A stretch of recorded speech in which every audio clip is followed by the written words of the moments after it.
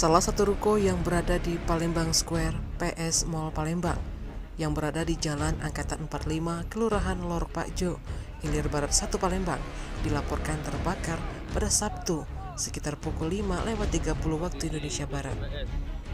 Informasi yang dihimpun, kepulan asap hitam pekat keluar dari lantai paling atas di salah satu ruko yang ada di kompleks PS Mall Palembang.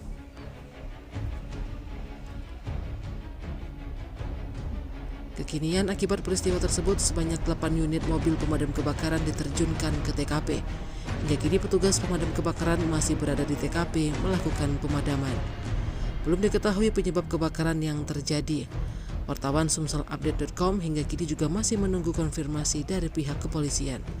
Tim Liputan Sumsel Update TV melaporkan.